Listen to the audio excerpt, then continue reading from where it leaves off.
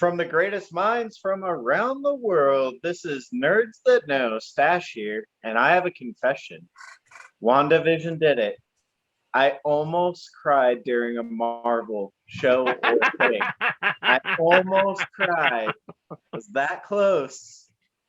But it Why was didn't you cry, you coward? because it wasn't that great and it was so predictable, but it was still beautiful. It's a beautiful story. I had the single tear. About a I man. did. I will admit, I had the single tear. But before we get into that, let us all introduce ourselves for the new followers, listeners, soon-to-be fans, and other poor unfortunate souls who have joined us this evening. That's true. I'm sorry for your loss of time and life. Or we're incredibly grateful that you're with us because, you know, you're awesome. Or that could be the vodka talking. Hi, I'm Bobby. Tank here. I didn't cry, sadly enough. I actually would have liked to, but... Yes, but your wife cried. She told me so. She did, yes. And who is this small man in the corner? Smurf here. There it is. Now we're all introduced. No, we're not. All right. No, Fox Fox himself. Yeah, Fox introduced. I said Fox here. Oh, did you? I didn't hear it. I apologize. I'm Fox, I'm here, and I'm queer. That is There you go. all true. Oh, Fox, you will appreciate this. So my niece, who is 13 and is super big into the LGBT rights, was saying something the other day, and I was like, dude, that's just because you're super part of the alphabet mafia. She goes, oh my God, what's that? Because she's not on TikTok or, you know, anything like that. And so I explained to her what the alphabet mafia is, and she's like, we so gangsta? And I'm like, honey. Oh, no. No, you're really not. But that's super adorable. And you think that because cute. I support you and your induction into our group and our society. And when she comes out of the closet, I'm going to throw her the biggest fucking party. And I'll be there. Yes, you will, with bells on. She's also the one who figured out if humans are bipeds and we're also Homo sapiens, then all of us are both bi and homos. Oh, look at her go. Already making puns. She is a leader in the alphabet mafia at 13. So, and on that lovely note, back to WandaVision. That's true. Well, the conclusion came, and I finished it about 3 hours ago, and I gotta say, pretty fucking solid ending. Pretty fucking good, man. Marvel actually had some pretty great writing around this series. Like, I'm very impressed with what they did with WandaVision overall. The conclusion came, and so did I. Just kidding, I didn't watch it. I know. Okay. There are some things that happened in the season finale, and no spoilers because I know that there are people out there such as Fox and Emily, who is a regular viewer who's joined us a few times to provide chats and insights, who like to watch later on. But oh my God, there was much jumping up and down and this kind of moment that I was having while I was watching it. But I've been at my parents' house for the last few days because helping out around here.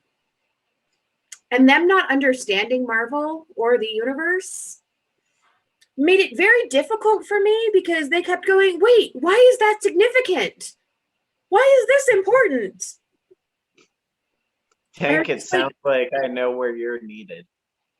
And I just kept going, they've seen every single movie multiple times. You need to be there to Sherpa them, Tank. Here's the thing. I tried, actually. I did a lot. I added some context on Sunday. Yeah. For a lot of things. Tank and I have these conversations with the parentals on a regular. Yeah. And they still don't get it. And they were interrupting my enjoyment of the finale. But I still love them because, they're the parentals and they gave me access to the liquor cabinet. It was an interesting finale. And they closed it a lot differently than I thought they were going to, but they also did it in a way that made sense, which I'm happy about. I'll agree with that completely. I was expecting a little bit more of a shock and awe kind of finale, but I think they left that out on purpose because they wanted it to be Wanda's story. Well, we still get kind of a shock and awe on the second post-credit scene. Oh yeah. Oh no, and they left us some treats going out the back, Mm-hmm. Yeah, I will say that second post-credit scene, I was like, oh shit. Well, and that's kind of where I thought they were going to end the actual season, with one of those things that they kind of apparently unleashed onto the universe that we don't know yet. Yes, well, I think it kind of leads into madness with Doctor Strange. The question is, because it looked like Banner's old cabin at the end of Incredible Hulk, the one that had Edward Norton in it, but then it also kind of reminded me that it looked like Wundagore, where Scarlet Witch and Quicksilver came out of with the High Evolutionary as part of their history. So there's a couple different I'm theories. Not sure where she is. Well, one of them's the Wundagore theory, where they think that we might be getting some connection to the High Evolutionary coming out. The other one is that it's the Alkali Lake, and we're going to be getting some Weapons X stuff happening. No, the Alkali Lake had a big old dam behind it. It looks more like Banner's cave or cabin when he went and hung out to master his anger and just be angry all the time. That's one of the other ones, is that it's wherever Banner was, and then she's back in Sokovia is the other one right now. See, I was thinking it was oddly analogous to what oh my god, how can I not remember it? Snap Guy. Thanos is retreat was. Thanos. Thanos was on another planet. I know, but I'm saying the parallels for the character development is really interesting. In its own way, I guess. To represent them both through this similar image. It's I know they're obviously not the same place, and his cabin was all alien-y, but his was also the end of a story. Hers is basically saying this is just the beginning of the story. Yeah, to be fair, that whole image. I'm wondering if those two references are intentionally tied. Probably. I can see that. I mean, a little. I mean, the Thanos ending though is right out of the comics, even to his armor being the Scarecrow. I mean, that's visually right out of the books. Yeah. So unless they decided to follow suit with giving her kind of a similar thing, I don't know. But they did end up sticking pretty close to the comics. They did with that WandaVision, or with the Scarlet Witch and Vision miniseries. They stayed pretty close to it, actually. Mm-hmm. So, I don't know. I think it's either Banner's cabin, or I'm leaning more towards Wundagore. I'm really kind of leaning that way. Yeah, that's a good possibility. That she's just hiding away, and she might know what's there. Maybe that's part of what she's doing. Possible. And why make the illusion of herself, getting coffee and tea and, functioning as a normal human while, other things are going on. So, well, she is still technically being pursued. No, is that the illusion of herself, or has she been to astral project? See, I was drifting more towards the Bobby. I thought it was maybe a version of her powers manifest separately. And that's what I was thinking, is that was an astral projection of her, and that way she was able to do both things at once. That's what a full-on was. You can see her grab that burning hot coffee teapot and have no response to it, so that she doesn't feel what's happening in that body. Which would make sense for an astral projection. Yeah, she does. She has no idea. Well, she knows what's going on with it, but she has the But that would connection also- to her physical body is, I think, limited. She is completely in the astral zone right now. Right, but I'm just saying, like, it would make sense for both the astral projection of her as well as for the illusion of her. So it's just Mhm. not, I don't know if that was her astral projecting herself onto the front porch, so she is both in both places at the same time, or if that was an illusion of her on the front porch to try to, you know, I persuade think it's just an illusion. passersby. I think it was an illusion. I think it's an illusion. I'm leaning towards illusion, which is in itself kind of weird because we got a pretty good wide, long shot of that, and it doesn't look like there's anything close by. There's nothing. So, Which is why I was thinking astral projection, because I mean, in certain mythos of astral projection, the astral projection can, you know, obtain sustenance for the corporeal form. which at this And point, again, it does depends she? on which mythos you're following, but that could be why it was outside doing, you know, the intake of sustenance. The only reason I think it's an illusion is because she hasn't demonstrated any astral projection at all whatsoever. So she's done the illusion thing. She's built worlds. That's why I figured that was more of a fit than her doing something that we haven't seen her do yet, True, or no one's even taught her how to do yet. She did take in all of Agatha's powers. Sorry, Not just spoiler Agatha. alert. Yeah, that. Not just Super Agatha. She spoiler. also took in the entire Right. coven. Right. Yeah, Agatha everything did. she So sucked we're up. going a little into spoiler territory here, guys. Yeah, So super let's- spoiler territory, people. Sorry. Taco, taco, taco, taco, taco. So after this, though, I don't think Winter Soldier and the Snowman stand a chance. I really don't. And Really? that's everything I've been reading is now it's one of those like what they're going to have to do to be anywhere close to this is basically like butt fuck each other in the first episode. I don't think Oh. that they want to live up to this, and I don't think they're attempting to. We're getting two very different stories for a big reason, I think. Mhm. They want to keep this disconnected right now. Right. And Um, both are going to be tied together when Doctor Strange comes out. This is like, trying to compare Doctor Strange to when they did the Winter Soldier. Like, those two movies are completely different and good for completely different reasons. Absolutely. They're completely disconnected from each other.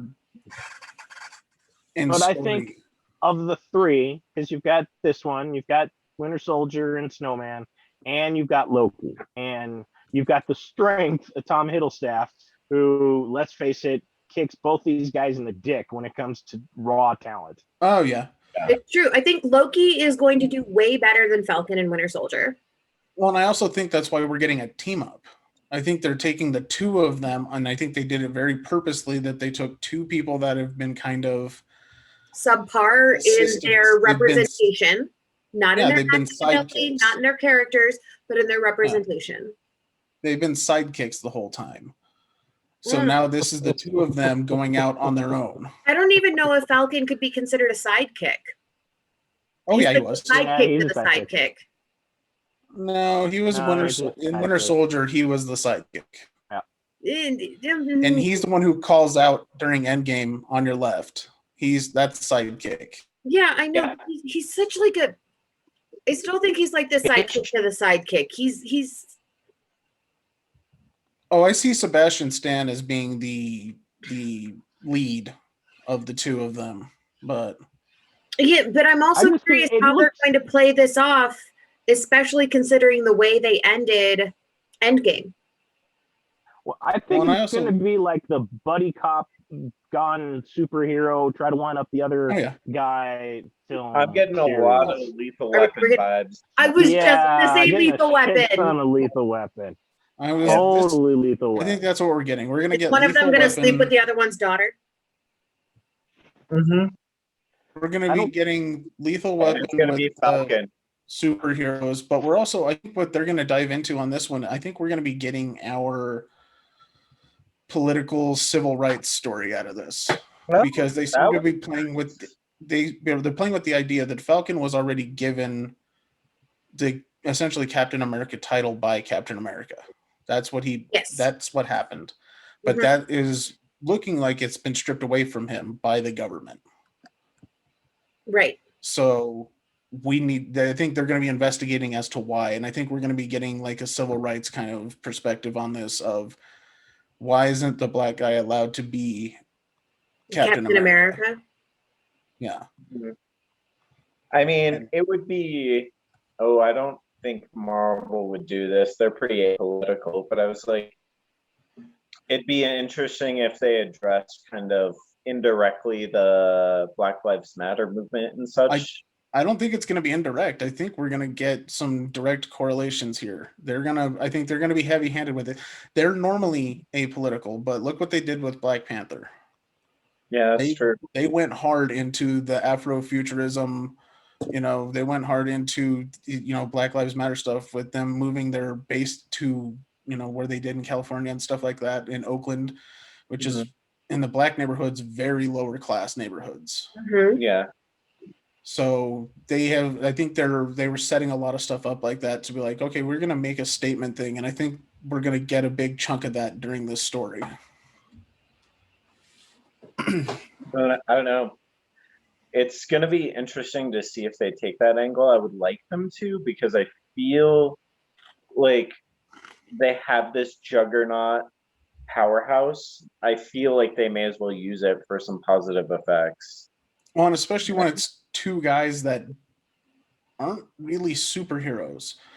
Winter Soldier has a little bit of a knockoff super soldier serum thing going on, but he's not as powerful as Cap. He's not in that range. These guys are very, very skilled human beings. Above average. Yeah. But they are human. They can die. And, Yeah, they're not gonna be able to run like Cap and Black Panther did in that opening Gambit on Infinity War. Exactly. That was a good scene. That was a great scene.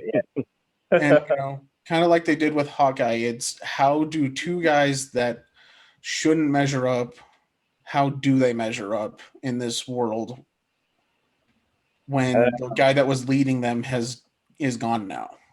Yeah. The guy whose umbrella they sheltered. Yeah. Got to pipe it down. But wait and see. Yeah, I think a lot of people are going to look at it that way and try to compare them, and I think that's the wrong approach.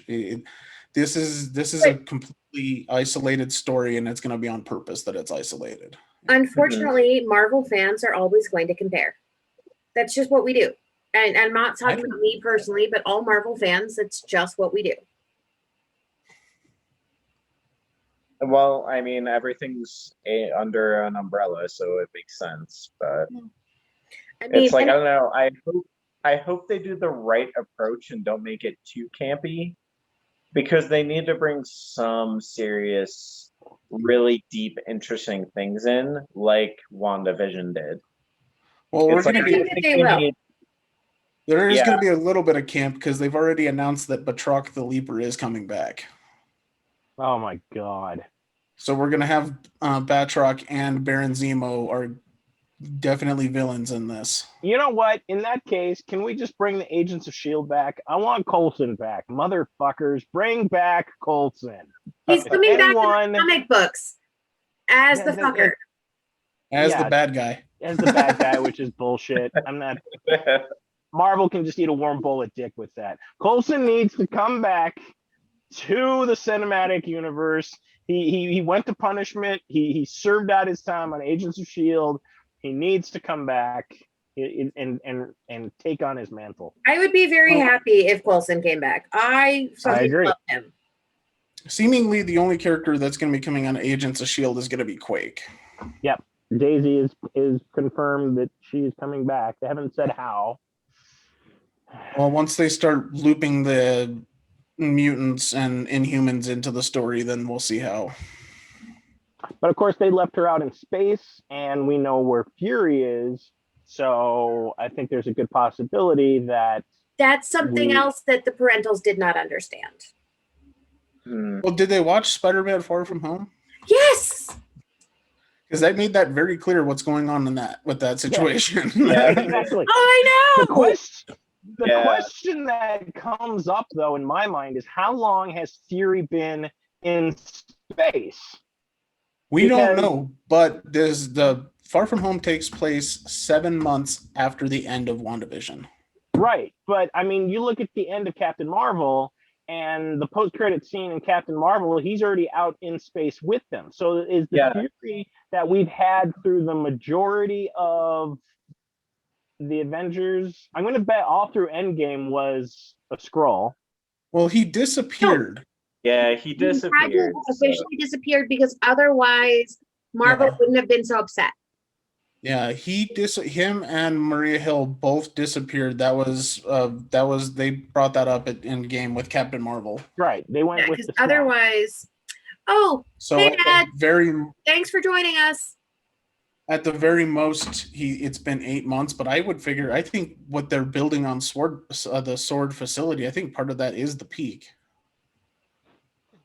I think they were building that. I'm curious. So I'm wondering how long Fury has been away. I honestly think we've had a Skrull in place for at least half of his appearances. I would think at least a quarter of his appearances. I don't know if we'd go a full half, just because he had to have been there for at least a portion of them because he was there for the snap. If that was him and it wasn't a Skrull, it had to have been him, because otherwise Marvel wouldn't have gotten so butthurt. Yeah, she seemed genuinely upset. So that seemed like that was a real thing. Like she had, but nobody else. Him. Yeah, but nobody else is going to know that Fury is a Skrull except she would know. She's been in space with them. Yeah, she was in space with them. All right. She'd be the only one that really would know. Like, I feel like as soon as they got, as soon as they did the little reversal doodad, she was all like, yoink, and then took him up and was like, we're not letting this shit happen to you again. We'll let a little green fleshy dude deal with this, and you're coming with me. This is what I think. Well, and this was supposed to be the fourth thing released. Yeah. It's the first thing. Yes. It was was shuffled around. Yeah. Because everything got shuffled around. It was supposed to be Black Widow, and then Falcon and Winter Soldier, and then what was it? One of the Eternals, and then WandaVision is what it was supposed to be. And now I'm wondering what Black Widow this summer. Right. Far From Home, the end of the year. And everything got moved. Eternals is in November, I think. Are we still getting Eternals? Yeah, it's in November. Yep. We're getting Black Widow this summer, and then it's supposed to be November for the Eternals. So. And they really fuck shit up on that. I wonder if what was moved around because of that. Mm-hmm. And was the JB Smoove, I don't remember the character's name, but the teacher in Far From Home, he had a weird obsession with witchcraft. Do you think that was because of this? Because that happened before. That is officially what happened with the thing in New Jersey was before that story. It could have. And he kept mentioning witches, specifically. He kept mentioning witches. So maybe that story got out and he's like now... Maybe one of his family members was in New Jersey. Yeah.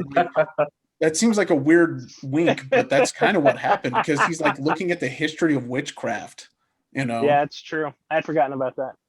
We still don't know which one of them was the missing person.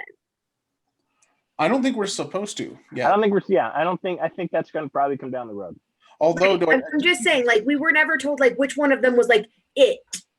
Well, it's not the big surprise cameo. It's not him because he seems to be an existing residence of that place. Yeah, right. No, and I get that.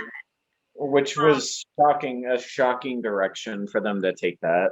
I kind of liked that they did that. Like, I wasn't super surprised by it, but I really like that that's the direction that they took it. I like that they instead just of trolled the fans. They just Oh, yeah. totally trolled everybody. It was I 100% loved it. simcast. I like Darcy's reaction was my reaction. Yeah. That Which was is why I fun. seriously want to have drinks with that woman. Like, I want to be her new best friend. I want to paint her toenails and braid her hair. And I mean, let's be fair. Every role she's ever been in, she's like that same character. So I just want to hang out with the actress herself. Kat I'm cool with Dennings. that. Oh yeah. like, Yeah, fucking awesome. I love her. she is. I love her. So I'm just going to throw this out there right now. Would you please be my friend? Please, Kat Dennings. You're my only hope. Well, and seemingly the And in a third not witch, creepy way. the third witch, I thought the third witch was going to be there, which technically she is because of her name, but apparently it's not an actual witch. Right. Mhm. But it is funny that they kind of winked at it and said, "Well, her name is Sarah Proctor." Yeah, Who- it wasn't the foil we thought it was going to be. Yeah, who just happens to be, well, Sarah Proctor is one of the, I believe, first witches put on trial during the Salem witch trials. So it was kind of like, oh, she's not an actual witch, but Oh, She's an anyway. actual By the witch. way- She's not an actual witch. By the You know what we way, did there? So I will say the familiar was one thing I had issues with because it wasn't addressed after that brief scene. But- that could be she- leading to but- something else. But when Wanda did the thing Yeah. to Agatha and she said what she said, I'm trying really hard to not say what I want to Yeah. say. The familiar has two possibilities based on the comics. Right? And it could be this, And and it- it could be this. And Yeah. I really want to know which. But I think now You can see my ring. that familiar is free hopping around, which is Agreed. not good Okay. for anybody. Now, here's my question. Is it going to still be hopping? Or now that Agatha is no longer able to keep it in that form, will it be able to be freed from that form? Well, if No. we're going with the premise that all of her power was removed from, and all of the uses of her power were removed, Mhm. then I'm assuming that person is now bipedal. Okay, so This is my thought, this is- which is why I'm thinking no longer hopping. Yeah. Maybe we don't know the extent. Like I said, it really honestly depends on who the That bunny is. is. Yeah. Yes. Who was Yes. Who was the bunny? who's the bunny? Put the Put bunny the back in bunny the box. back. The bunny back in the box. I love that we all did it. Oh, Brad, That would be shout out awesome if it to was you. Nicolas Cage. Oh God, now I want it to be Nicolas Cage no matter what. Oh my god, that would be awesome. He would That would play be- an excellent. If it really is Mephisto, I would really be happy with Nicolas Oh, Cage Nicolas as Cage as Mephisto. Mephisto. That would be amazing. That would be some incredible casting. You'd right have to there. have the long hair back. We could be Have going to through back. a Nicolas Cage-assance, like a reconnaissance, but with Nicolas Cage. He was in that I support that. he's in that horror movie. He's He's in the in horror the history of swear of- words. If Yes, we're which going is to watch absolutely a Nicolas awesome. Cage-a-thon, we have to include Con Air. And we have That's how to we start. exclude City of Angels. I think everybody excludes City of Angels. I'm Yeah. just going to throw that out there right now. I am not okay with that movie. Plus, You gotta end it up plus raising when he like Arizona. rips his shirt open and goes into the water and you see all of his hairiness. It's just it's an unpleasant experience for everyone. But I will watch The Apprentice when he talks about needing the pointy shoes.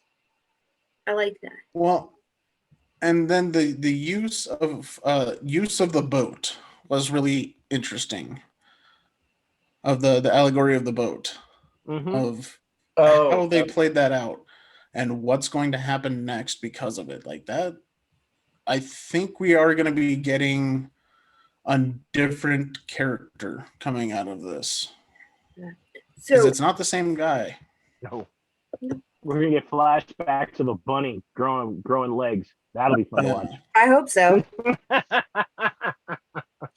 It should be interesting though. It's a they purposely left a lot of big things kind of Open-ended. Yeah. I had this whole moment watching the finale, though, where it made me miss cons more than I have in the last couple of months, because when she does the full costume change, I just went, oh, fuck, I want to cosplay that. Speaking of cons, San Diego canceled. San Diego Comic-Con is going virtual. They announced that this last week. Yeah, I don't think any of us are surprised, though. What, Fox? Speaking of cons, NDK has confirmed that they're going to be doing their thing in the fall. I called it. It's happening. We'll see. It may not happen. Don't jinx it. So knock on wood. Okay, yeah, no, you're right. Okay, so call up a third of your throuple and have the other third make some wood and knock on it. Because that's the only way to unjinx this. Yeah, unfortunately, they're an hour and a half drive away, so I'll just have to use my desk. Well, or you know what? I can give myself a fake penis and then knock on that. Have 1/3 of your throuple knock on the wood of the other third of your throuple, and that will cancel out your jinx. Okay, all right, I'll let them know. Okay. Will you, Fox? I don't believe you. All I know is there's going to be a whole lot of knocking going on. Yeah. Oh, yes, there is. Yes, there is. Because this is an important thing, because we don't want to jinx that. But hopefully this fall we will see something. Currently, we're estimating the earliest con we will see this year will be in September, October timeframe. Yep. But because the rest of us here are not Fox, we're not going to jinx it, because not all of us have a throuple of which can knock on the wood of which would be created by the other members. Yeah.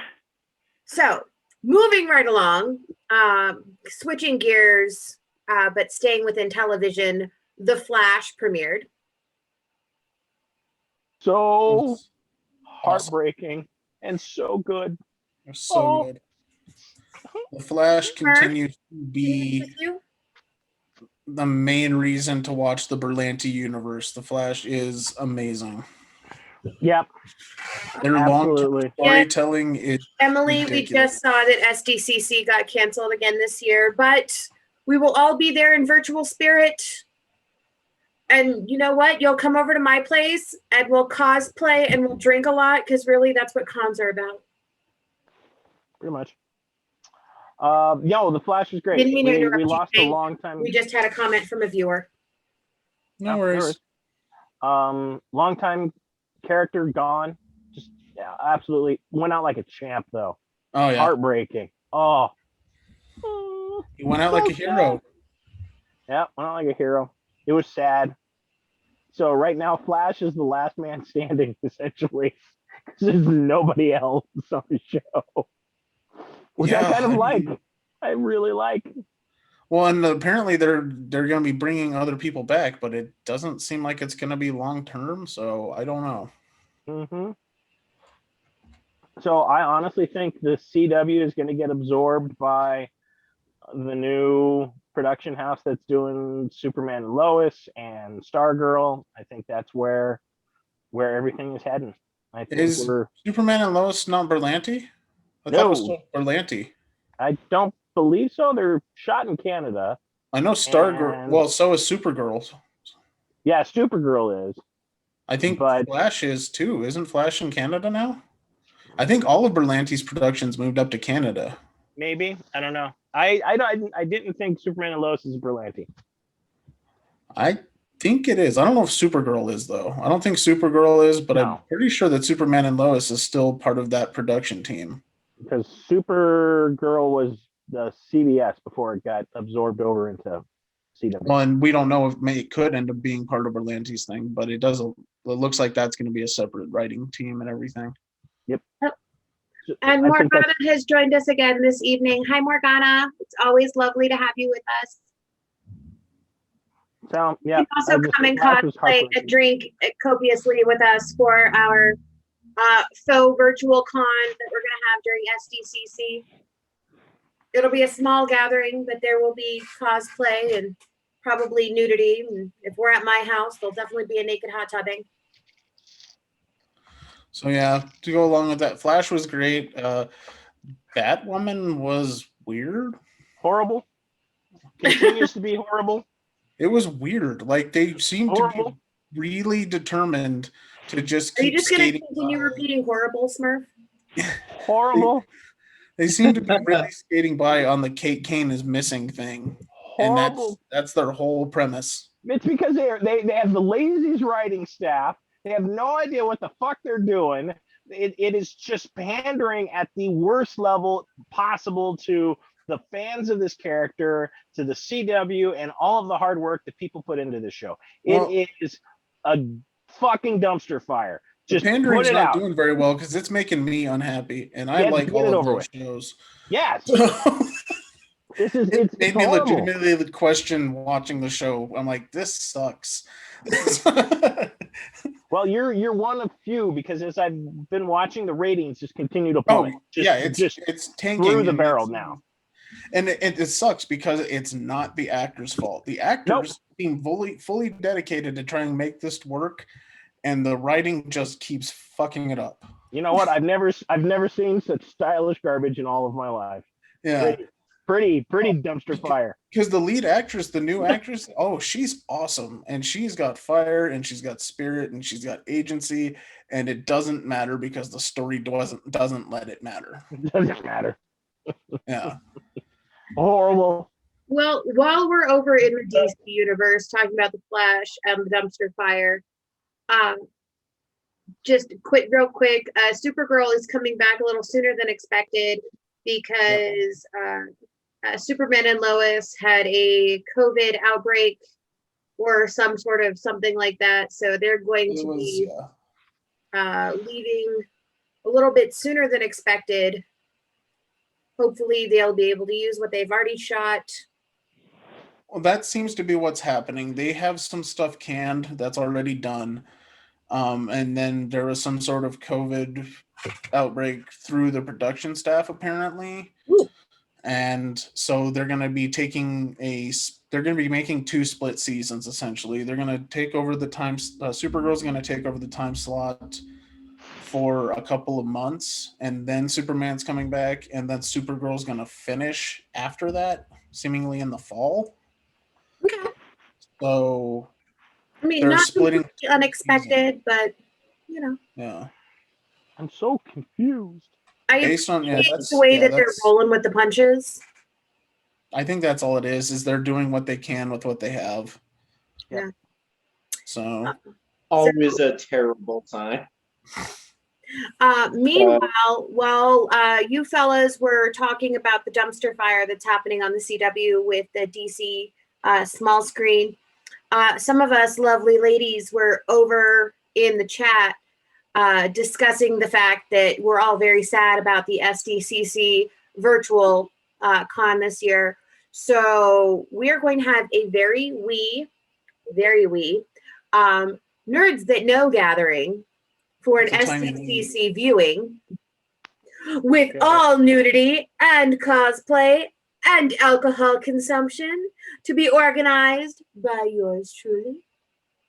Oh my God. All I'm right. assuming this will not be live streamed. It will not be live streamed, but there will be the pictures of the cosplay, not of the nudity. There may be some implied nude photos, and there will definitely be reports back. So here's your chance to party with the nerds that know. So if you want to come to this exclusive event, partying, message with the nerds that know, and let us know why you should be included in this exclusive event. Oh, so I guess in that case, pictures are mandatory? Ew, no. Not those kind of Only if pictures. consent is given. Okay. Face shots are welcome. Below the face, only when consent is given. And I asked for them. Well, you said there's going to be some sort of selection process, and if Yeah, we're talking like- about nudity. Send an essay. I'm a nerd Time first for an and a essay. pervert second. Do you know Pervert- how easy pervert it second. is to take a nude picture versus write an essay? Yeah, Yeah. exactly. Who's gonna write an essay? Who's gonna read the fucking thing? It's not me. I'll I'm going to them. read the fucking thing. I'm the nerdier one here. Okay, I'm not All right, the that's nerdier one here. debatable. We're all That's very nerdy debatable. in our own special ways. There That's you go. Okay, and now to get on to Fox's special nerdy way, he and I both watched Raya and the Last Dragon, Oh yeah. and it was Thoughts, Bobby? so fabulous. It was very good. It did not do as well as Disney was hoping for its opening weekend. No, Well, it was $30 to rent. Yeah, and I Oh. actually think that's a good thing. And now that I've put some thought into it, I'm like, ooh, I wish I wouldn't have given them that $30. To be fair, I didn't pay for it; my partner did. But I they're think calling it it's an greater. experiment. Well, that was to own, right? Because isn't that part of the premiere access is that you own it afterwards? As long yes, as you but have you access. cannot watch it unless you buy it. Well, Yeah. that's what I'm saying though. But it's owned as long as you have Disney Plus. Yes, That's what their it's the premiere. same way like with the Mulan thing. Yeah. So you Okay, that own makes it for 30 slightly bucks, better. I guess. But Is it I something don't that know. you would want to watch again? I Based will on the watch it again. trailers, yeah. I will the definitely trailer- watch it again. Okay. I thought it was very cute. I thought that Aquafina's character was adorably naive and irritating. Well, they've got like the entire cast of rich Asians, crazy rich Well, Asians in this That's film. because Like, Disney everybody tried to is in it. actually use people of the ethnicity that they were trying to portray in the characters they were trying to portray. Which, based on my viewing of the trailer, this is based in Japanese lore, right? to me, so it's an amalgamation of a few So- different Southeast Asian cultures. But to me, I was getting very Thai vibes just from the aesthetic. Okay, Yeah, tied. Well, they that's don't interesting. actually they don't say this is Japan, this is China, this is Thailand, this is Vietnam. They do not say Okay. any of that. So, which is why the actors that they use are not of one ethnicity in the Asia Pacific region. So it's just Asian, essentially. So basically what they were going for was, are you not white? Well, that's a pretty weird approach, but okay. But the story was a story that I've heard before, told in a new way. It was your classic hero's journey. Where and I'm sorry, spoiler alert, the moral of the story is let's all communicate and trust each other and share. Let's all get along. But I think that, like, holding hands and singing Kumbaya. But I think that works because it really plays into the main character's flaws because, in the beginning, she absolutely. trusted someone and then It was back, betrayed. and it was the same person. Sounds like Yeah. every con season. Yes. So have we seen an equivalent? Or is this like what would be the equivalent that is existing, I guess? I can't think of a movie that's exactly the same. I actually Yeah. think this would be a really good movie for V all the way down through Aya to watch. Okay. Like, And I really liked. Go ahead, Bobby. I was just talking about my nieces and nephews. Like, I guess I would even say from Cece on down. So from my 9-year-old niece all the way down, I feel like they would get something out of the story. I feel like my older nieces and nephews would really enjoy the artistic aspects of it. But I feel It like is absolutely gorgeous. oh yeah, the artistic, it's so beautifully done. Like each individual hair is just like Yeah, I was really really impressed by the textures, like on her cloak, and you could see like the dew on it, like the stone textures. Yeah, I would, and then like just the general environments were just absolutely gorgeous. I really liked that they went for like a post-apocalyptic world, which that was really fun. Yeah, again, a lot of great cosplay outfits are going to come out of this movie. I liked that some of the characters were not at all what you would expect. And again, spoiler alert, there is a con artist baby. There's literally a baby ninja. It's great. It is a con artist. I can't wait to see it now. That Right? sold it for me right there. Sold. It is a con artist baby. And wait, hold on. Its compatriots that help with all of its conning are 3 monkeys. I knew they were going to be animals. Yep. Monkeys and a baby. There you go. Yeah, but it is a con artist baby with 3 monkeys. It's fucking awesome. Like, I think she has no lines. She does not talk. She's my favorite character. I really liked the big guy from Spine. I like a scary looking dude that turns out to be a big ol' softie. I don't know. I live with one of those. I'm kind of used to it. Stash, what was your question? I was gonna say, how does it compare to the other big Disney Plus movie that we've gotten this year, or last year, I suppose, Onward? Okay, Onward was amazing, and I loved it, and it made me cry when the van died. No, not actually when the van.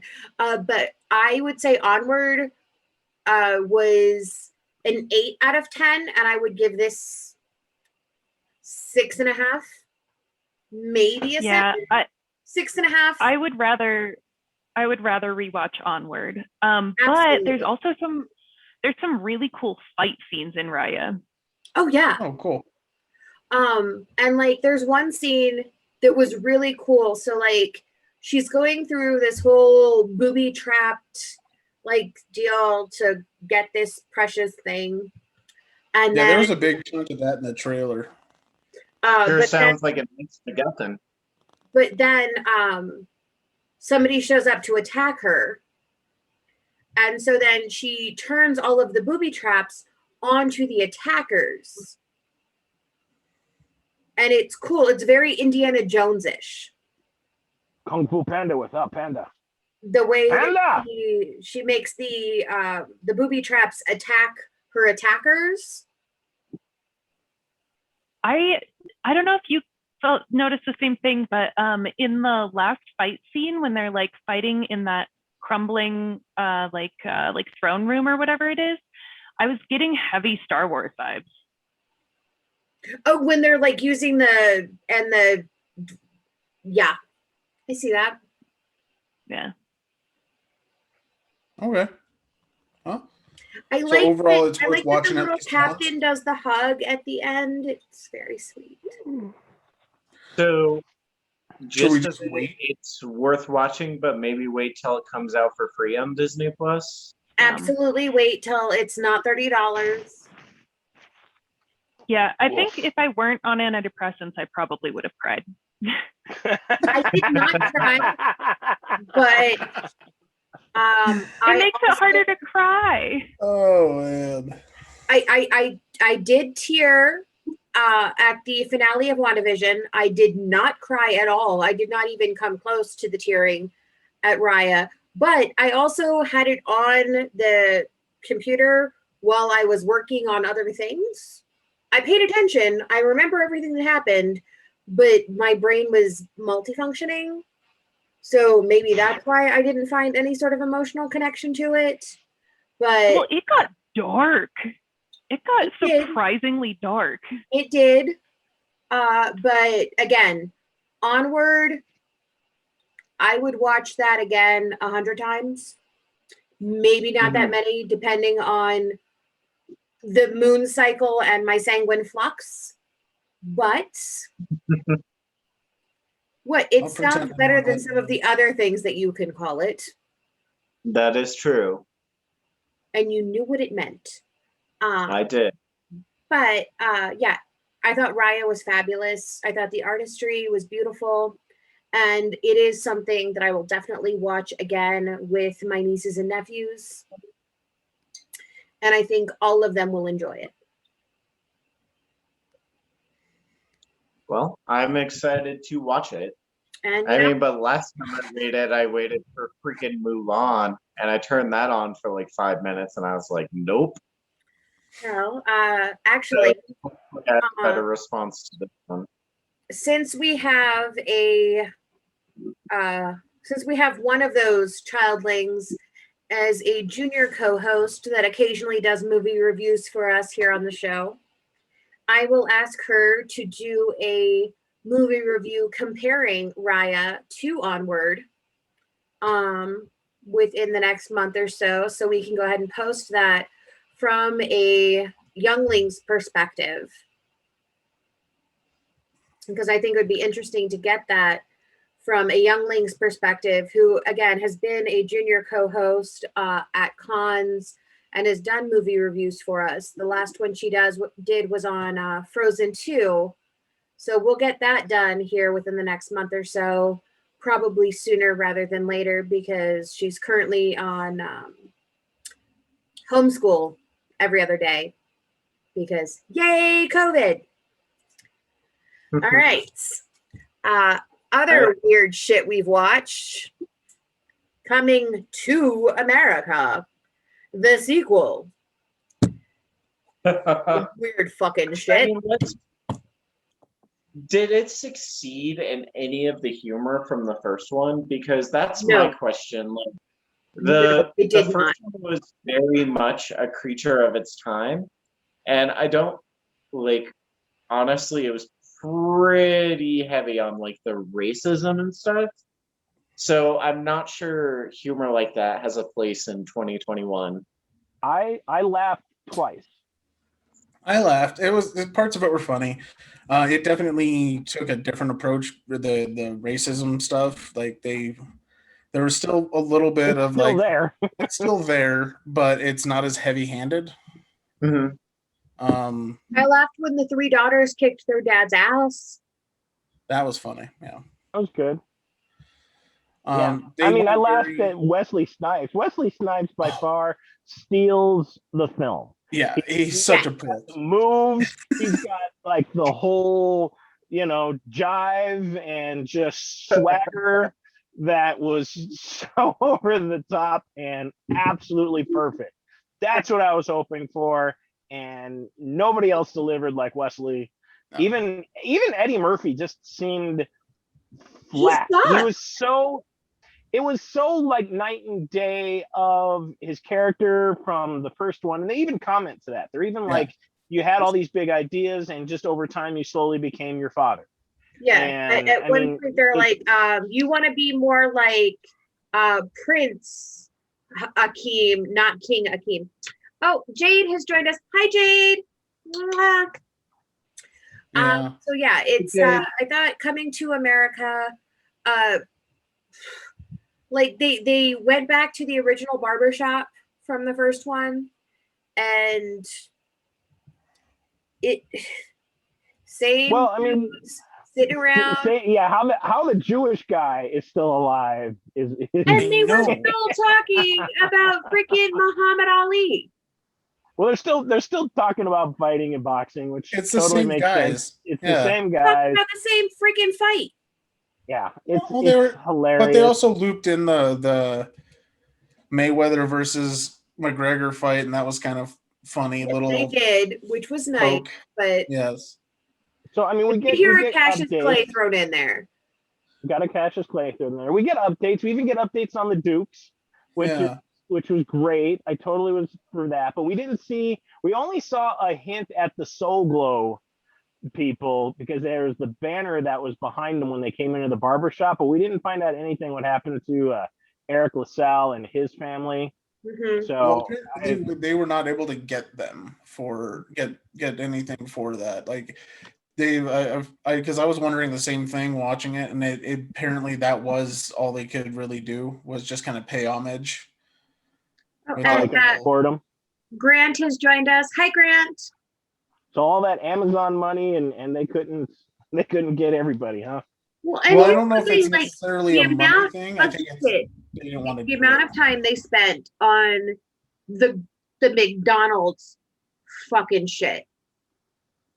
That was McDowell's. funny. McDowell's. Not McDonald's. You're gonna No. get them in trouble, man. We put our toppings on the bottom. Yeah. Right? Did that irritate you guys too? Because like No. it's No, not it the played right McFlurry. into It's not the McFlurry. It's the McFlurby. Blah. You not They remember the references first movie? McDonald's more in this movie. Do you Like, not I remember swear the to first God, movie? how much money did they make from McDonald's for this? I'm sure a lot. A lot. It was more in the first one than the second one. Trust me. We Yeah, only that got was like a way more brief in the glimpse. first one. Yes, Yeah. I know, but Half that there's movie took there's place in McDowell's. one McDowell's in all of Zamunda. Oh, of course, he's married to the royal family. Yeah. You only Right, need but- one. But okay, the king's funeral. That was awesome. That's the I kind want- of funeral I want- I want. I want Morgan Freeman giving my eulogy. Oh, that was amazing. Right? While I'm still Are alive, you alive? I want Yes. to die mid eulogy being given by Morgan Freeman while I have every fucking singer that I can imagine coming out and singing their greatest hits being Oh, that salt and pepper thing was awesome. like completely attuned to just about my life. Yeah. It had its fun Funeral, I moments. think, It was was my not, favorite part of the entire film. it was not as good as the first, No. but I will say that Eddie Murphy felt more like Eddie Murphy in this than he has in a while. Okay. Like I he agree with did seem to kind of go back a little bit to his more classic approach to stuff. I think they cut a lot of it down though. Like you could tell that part of them wanted to push the R, but they really kept it. They wanted a PG-13. They Yeah. cut a lot of stuff. They cut a lot of stuff that would have made it more reminiscent and more of a classic approach to it, and would have probably made it funnier, honestly. But Yeah, because Arsenio Hall, I figured they would have had more for him. I honestly was waiting for Samuel L. Jackson to pop up. I really was. well, his character, Arsenio's character, took a big backstep. Like this whole movie was about all these people have been just living this life separately from everything for so long that they no longer feel like the same people. Yes. Like all of them took a back step from what they were. Like even like every main character took a back step, and then they had to kind of refine themselves through the course of the movie. Yeah, because the queen from Queens wasn't really that queenie. Wow. No, I she should have was. thought of that before I said it. Yeah, no, well, you're not wrong though. Like she was very much became like the high society type of thing versus where she was more down to earth before. Yep. And then Arsenio, what is his character's name? I Semi. don't know. Semi was Oh, a lot Semi, yeah. more of kowtowing to authority than he was in the first movie. Yeah, I like that he had some lip. He Yeah. wasn't afraid to talk back. Well, Yeah, I and this time appreciate around, that like- the uncle did call him out on that during the interview when he called him the royal ass kisser. Yeah, well, and that seemed to be a lot of it. And then you got the new characters that kind of reminded you of the original movie and forced that kind of realization into them. Like, no, you were better people 30 years ago than you are now. Mm-hmm. You know, but at least they acknowledge that. One thing I did really appreciate about this movie, and this is completely coming from a total girl perspective, was the costuming was amazing. Like some of the clothes and the jewelry and the hair and shit that these people were wearing, especially the women. Oh my God, it was phenomenal. It looked so fucking cool. It seemed to be very Black Panther inspired. Yes. Very Black Panther inspired. Yeah, I like, almost thought they had like some of the same set dressings. I think they did. I think one Probably. of those dresses was literally one of the dresses, the blue and yellow dress that she was wearing, that his mom was wearing, Yeah. looked like it was ripped straight out of that movie. But Yep. like the stuff that the oldest princess was wearing, especially like the headpieces and the way they did her hair, like it was fantastic. I was And really enjoying, like, seriously, I got more out of the costuming. And I don't know if this is strictly from a like Supergirl perspective or this is coming from my theater background, but the costuming tells so much of the story. And I thought the costuming was fantastic. They gave the son the total Black Panther treatment, like his black robes with the gold lining and all that stuff. That looked like it was literally what Boseman was wearing in Black Panther. Very much so. So, I guess if you have Amazon, it's worth a watch. It's funny enough. Free, yeah. It's a nice trip down memory lane. Yeah. I mean, that there are parts of it that are completely sexist and completely racist. So if you're going to be offended, be prepared to be butthurt. But you will be offended watching this movie. Well, and we should probably say, like, basically the entire premise of the movie is based around a sexual assault that occurred 30 years ago. Oh, like that's essentially what happens. Yeah, the whole movie is based around sexual assault and lack of women's rights. Yeah, very much. Yes. So if you're chill with that, there are positives at the end. There are other things that go with it, but I'm warning you ahead Wesley of time. Snipes dancing. There you go. That's all you need. Yeah, there's a lot of the step like the steps the step dancing, like the fraternities and sororities and whatever do. That Nextdoria, they worked real hard on that name. That was funny. That Nextdoria does. So, all right. So speaking of my crazy theater background and my mild obsession, can you even see my tattoo from this particular angle? Not really. You can see tragedy, but that's it. The Queen's Gambit, which we talked about a while back, is being turned into a stage musical. Now, I mean, I love The Queen's Gambit. Please don't get me wrong. I love the theater and I love musicals more than most. In fairness, you could call me obsessed to the nth degree. Emily will support me on this. Love you, girl. But Broadway is running out of ideas.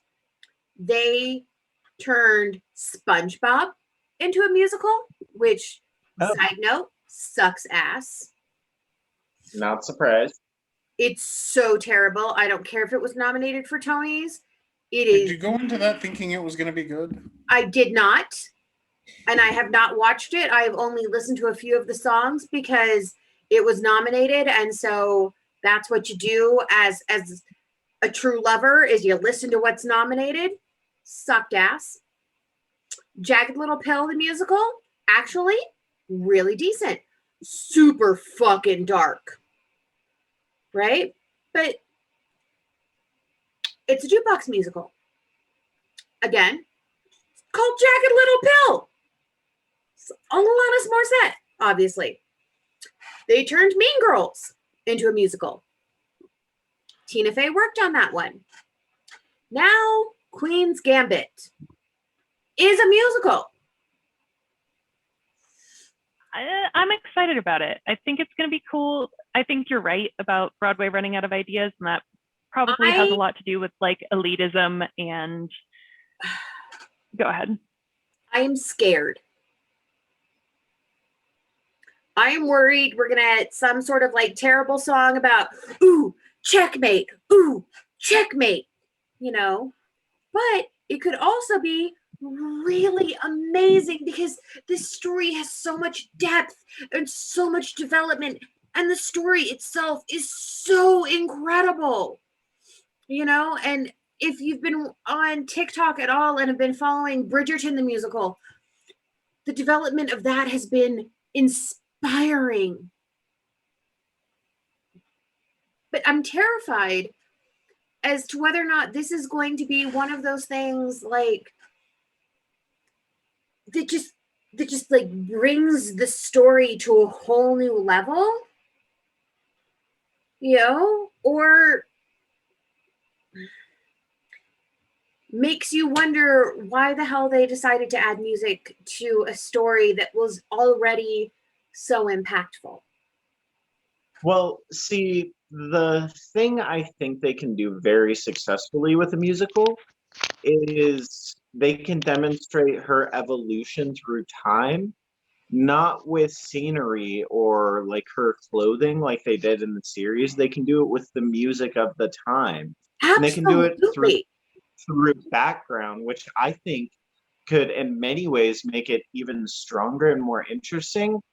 But the problem they're going to have is dealing with spoilers, I guess, like the overarching theme of her addiction.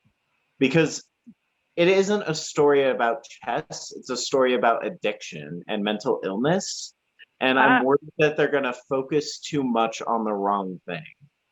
Yeah, and honestly, I'm really worried as to how it's going to be portrayed, because there have been some, and honestly, I don't know who's writing the book and who's writing the score. I haven't been able to find that information,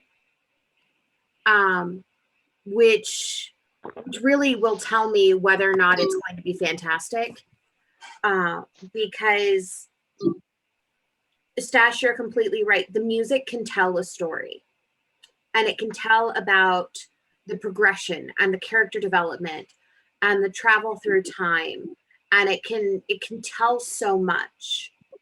And music has successfully done that through so many different things. And again, I'm probably the biggest musical theater nerd I know.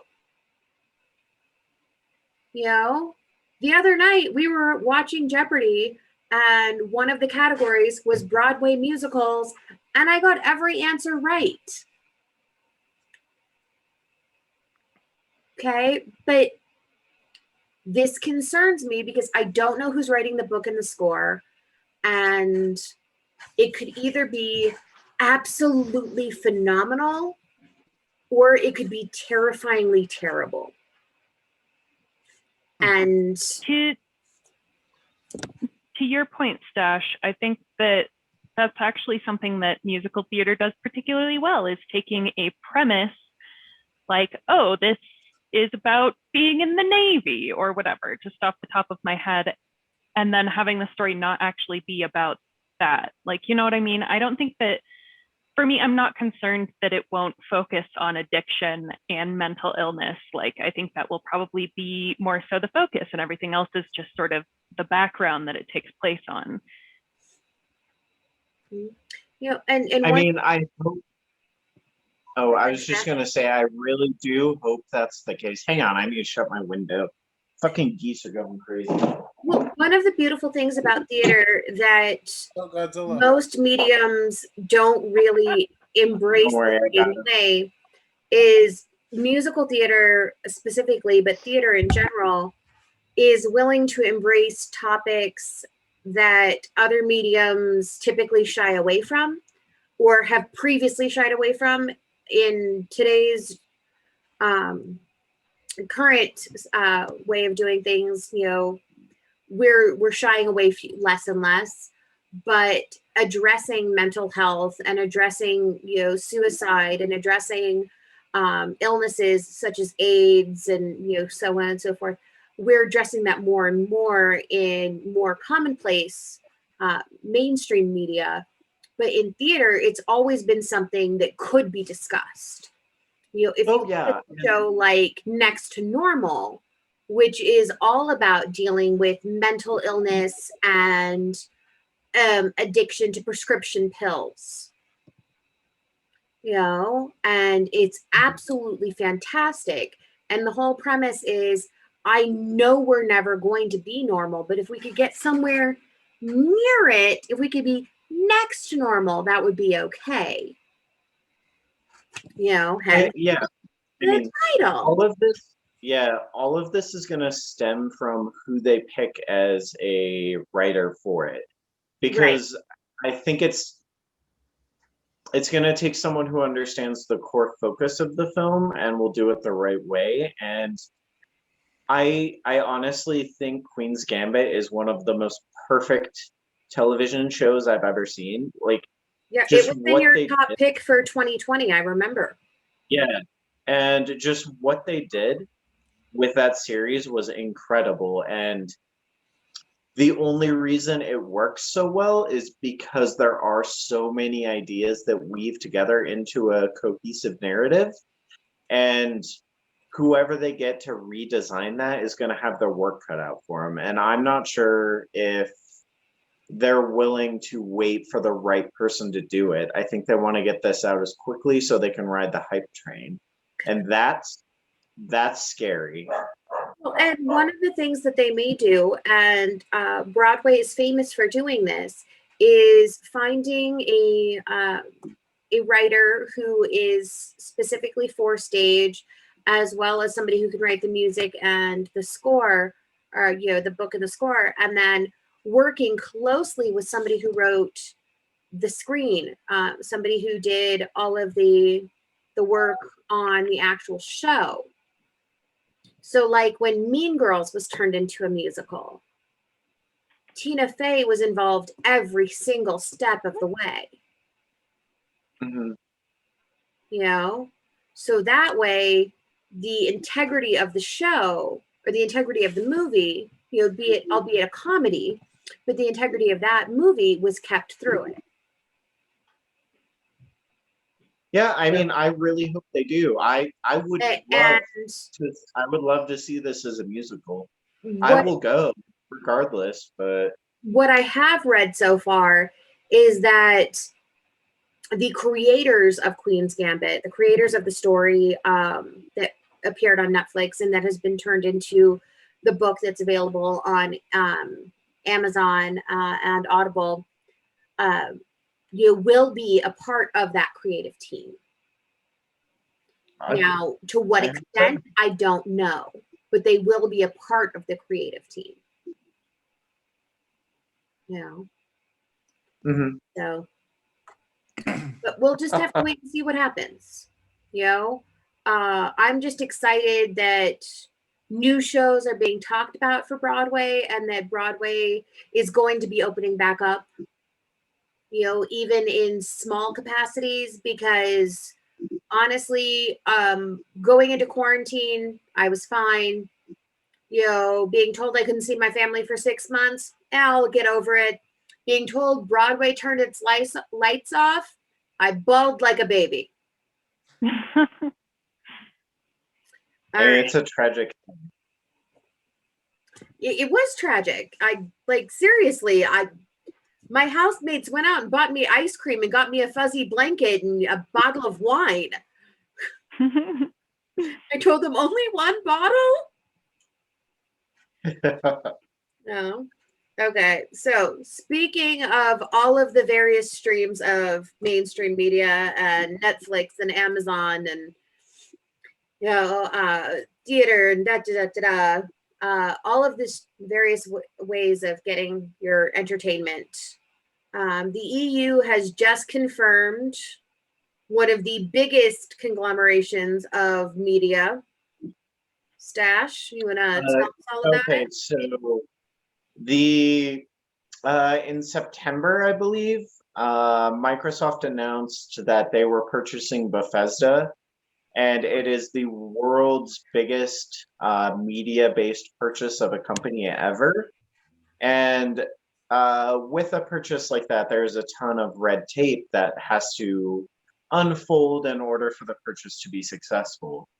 And Microsoft has been working their way through those steps since they announced that in September. And finally, just, I want to say Friday, it was leaked that the purchase and acquisition has been fully approved by the EU, which was the final step they were waiting on.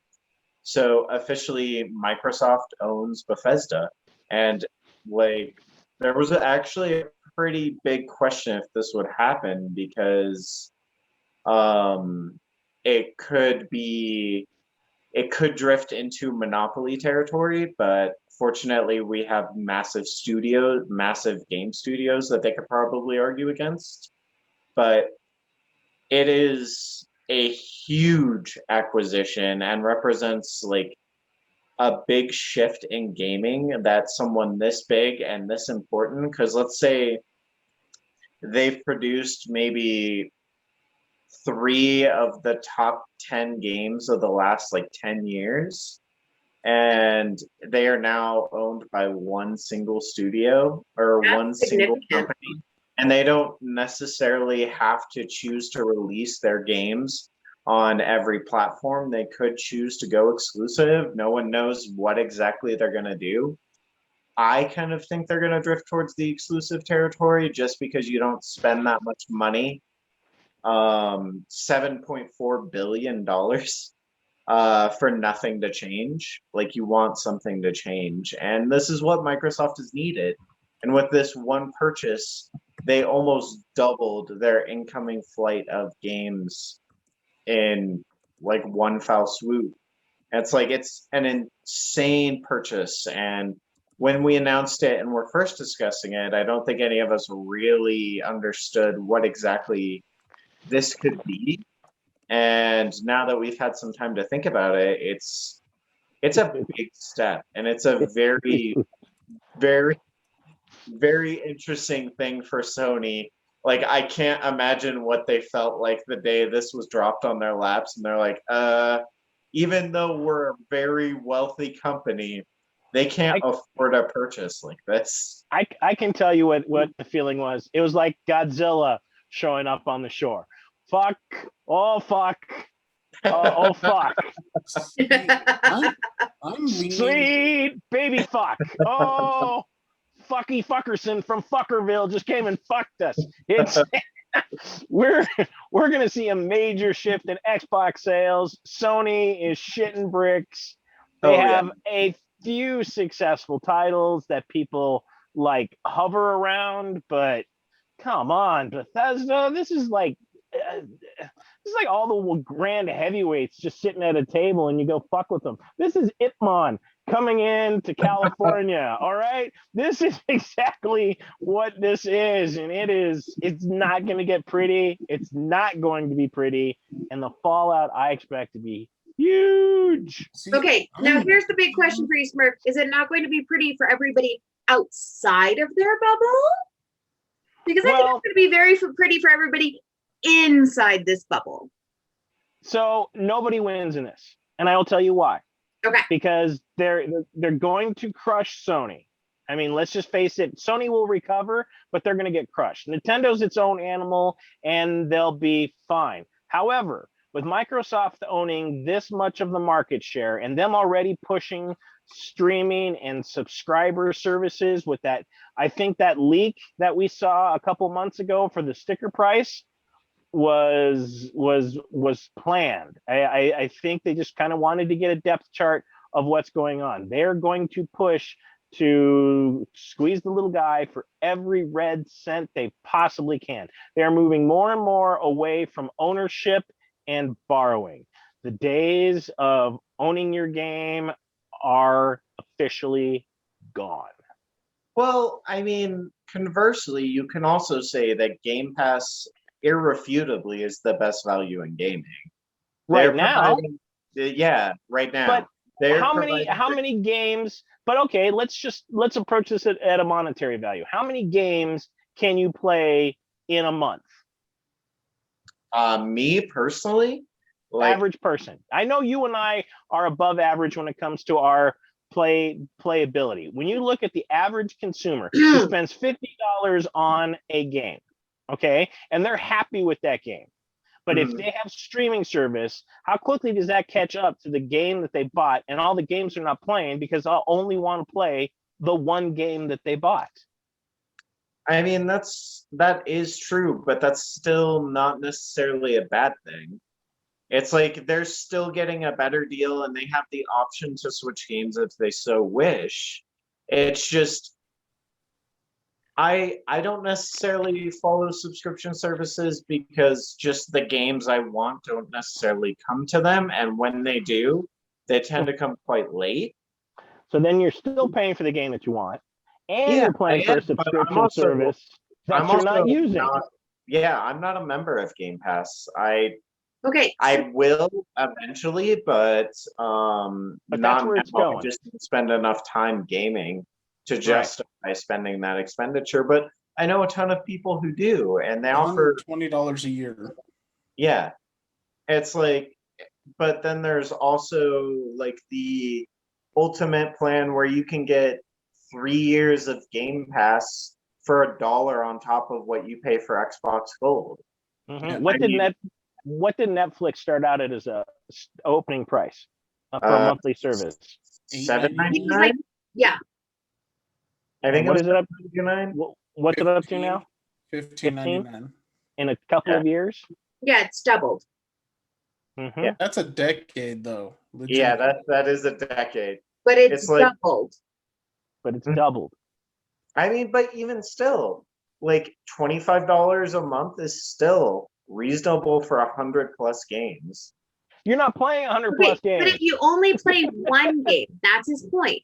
Okay, so Yeah, but also you look at people like, all right, let's take my brother-in-law. Okay, my baby sister. Yeah, Tank. Not me. Not that one. Different one. Okay. Tank's lucky if he can actually have time to poo, let alone play a video game. I have Exactly. 4 brothers-in-law, right? Because I'm the only single sister. Okay, so anyway. So you take my brother-in-law, who every year my parents get him Game Pass for Christmas. That's it. That's his Christmas gift. I get the same thing, actually. Yes, but you also get other shit because you actually come out to the house for Christmas. Oh, I don't know what the change is there. But I still get my son. Yeah, I get my that's coming for PlayStation. Sony right there. I get my PS Plus paid for every year, so Yes, but we're not talking about you, so shush. We're talking about the other one. Okay. Oh, and Dan and William are both watching. Hi, Dan. Hi, William. Thanks for joining us. Oh, Fox is getting happy. We might see his booty tonight. So anyway, so my brother-in-law gets Game Pass for Christmas. He gets that and like maybe 1 or 2 other small little things from the parentals. Okay. And that's what he gets. He's very happy with this gift. But the reason he gets that is because my parents don't know which game to get him. But he's one of those people who plays one game and he plays it until it's completed. He will not switch games. He will play that game from start to finish. So would it make more sense? And I'm honestly asking the gamers on here because I'm a tabletop person. I don't do console gaming. To get him the individual game that he would prefer. And then not get him the pass. Well, I can speak to this a little bit already. So he actually doesn't do that anymore. He actually plays a lot of different games. Well, he used to be like that, but now he has 2 children also. That's what you all my get personal for opinion. My So personal he opinion, actually- like, if he doesn't already buy it for himself, then yeah, get him the game that he really wants. Like, Well, and see, that's the thing. If it's a brand new game, he's gonna buy it for himself. yeah. And I'm taking a different approach to this. I don't think this is the downfall of Sony at all. I think what we're going to see here is something interesting. There's over the last 2 years, they have stopped competing with each other. They have, since Game Pass was like first brought to the market, they really stopped being quite as aggressively competitive. Well, and they pulled out of E3. The first olive branch was Hi, Krista. crossplay on Rocket League. That was the first olive branch. Since then, we have seen that expand into Call of Duty. Since then, we've seen it expand into other games. We've also seen this year, San Diego Studios, who's owned by Sony, produced MLB The Show for Xbox for the first time in 15 years. Yeah, I know. Sony's done a preemptive ass kiss to make sure that they don't get left out in the cold. Well, and you got to remember, Xbox So like pays them. Jimmy, Sony is the official ass kisser. Yeah. Well, see, here's the biggest thing, though.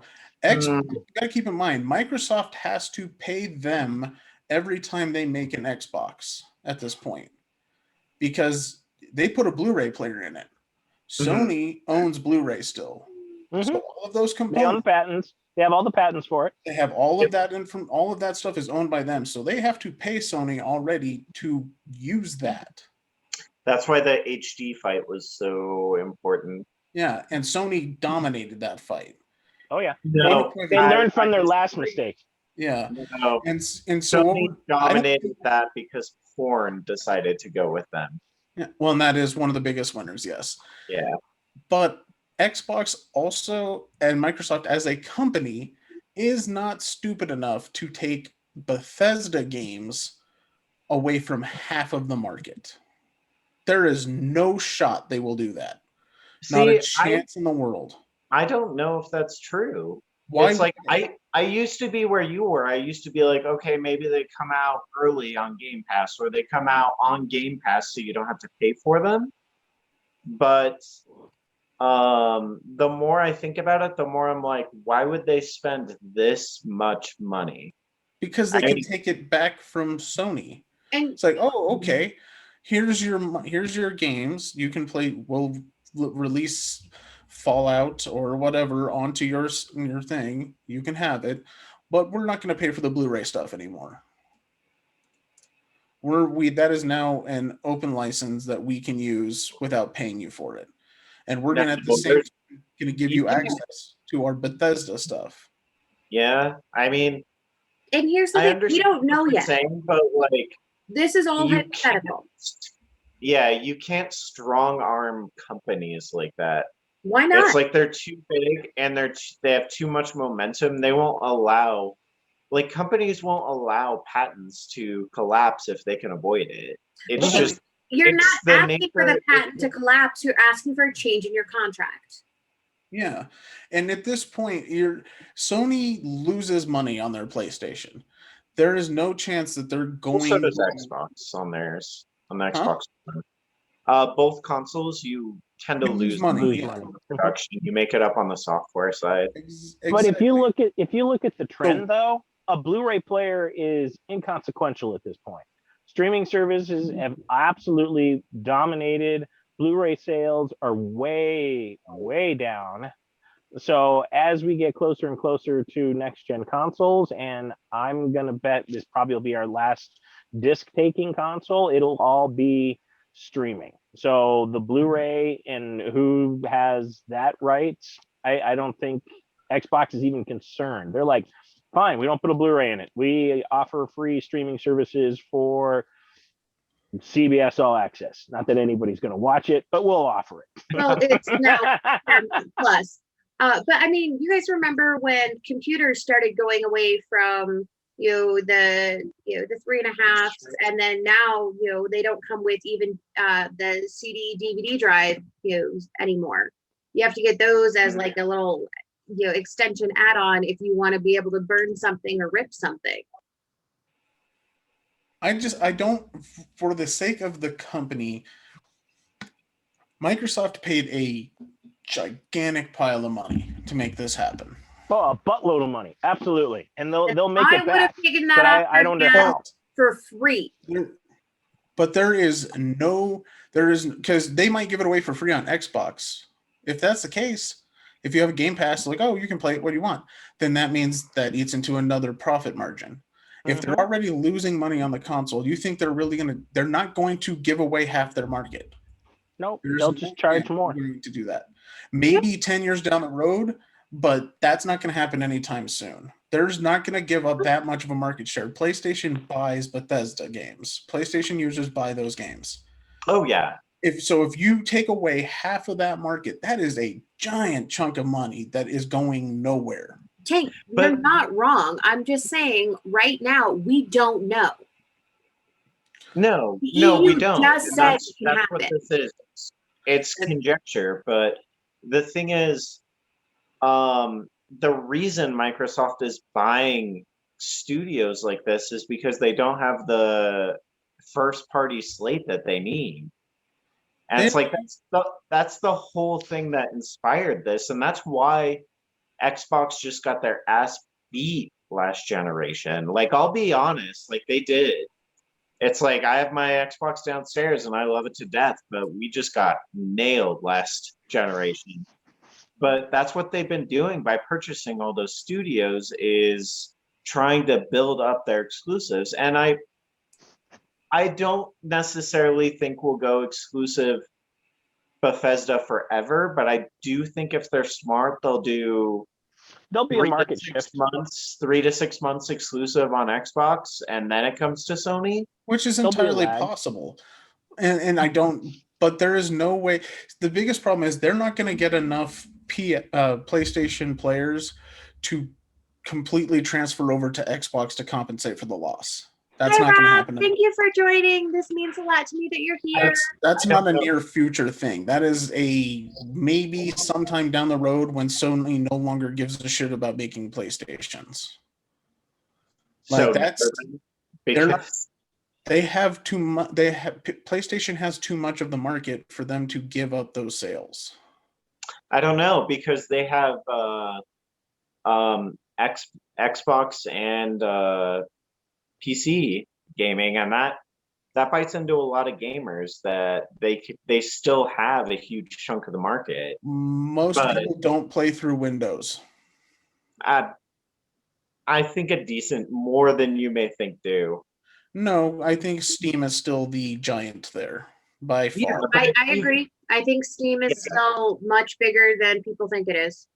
Yeah, Steam is the world leader for Steam is the world leader for PC, and it would be hard to buy